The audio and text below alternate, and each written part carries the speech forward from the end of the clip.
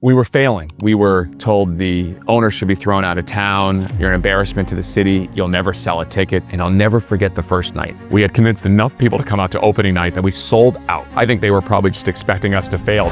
And that's when it all started to change. I'm standing right here where we officially named the team the Savannah Bananas. And everybody hated it. That's right. We have a new name for the baseball team in Savannah. And it is? Savannah Bananas. That's right. They'll be taking the field at Grayson Stadium later this spring. You see, baseball had been at this ballpark for 90 years. Minor league baseball, professional baseball, some of the greatest players that have ever played here. But they all had one thing in common. They couldn't draw fans. No one was coming. So we were just the next team to fail. After the former team had left, we came here. The phone lines were cut, the internet lines were cut, everything was taken out of the ballpark. It was abandoned. And people were expecting us just to be like every other team. And in fact, we were, except we were worse when we first started. We only sold a handful of tickets. We were failing. We were selling tickets like everyone else. We were trying to promote like everyone else, and no one was coming to the games. We had to name the team contest, and we had thousands of suggestions. There was just one problem. They were all generic. People were suggesting even team names that have already played here, like we should be the Braves or the Cardinals. We could have been just like every other team and won some championships, had a few good years, but we wanted to make a bigger impact. The one challenge that all the teams that ever played here at the stadium had was drawing fans. They were always the lowest in the league in attendance, and we wanted to do something dramatically different. We had to come up with a name to let the fans know that we were something they've never seen before. So after we named the team, we got more attention than we were prepared for. National media, we were on SportsCenter, they called it potentially the logo of the year. But locally, we were told the owner should be thrown out of town. You're an embarrassment to the city. You'll never sell a ticket. It was brutal. But the first few months, no one even knew we existed. And now they knew there was a team here in Savannah. So we believed that if we created enough attention, then finally, people would maybe give us a chance. The challenge is they never experienced us. They never had been to our games. We were just all talk. We were this new foreign thing coming into their community, naming the team after a fruit. But it was bad.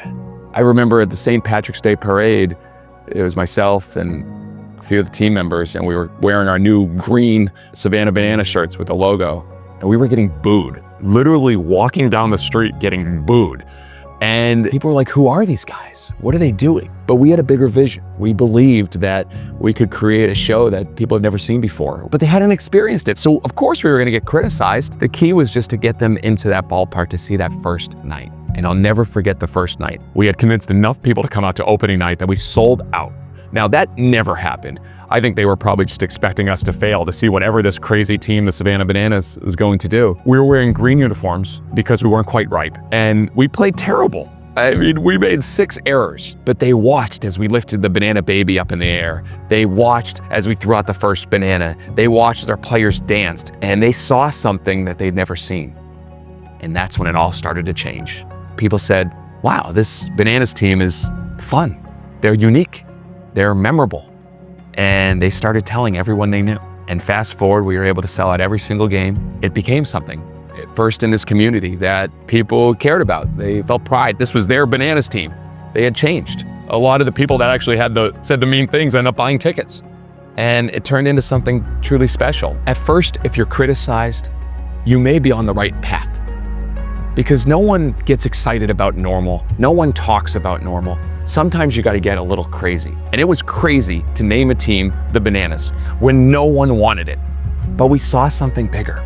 We saw something different. We saw something not as it is, but as it could be. When you have a big idea, everyone will try to get you back to deflate that idea. They'll try to bring you back to normal.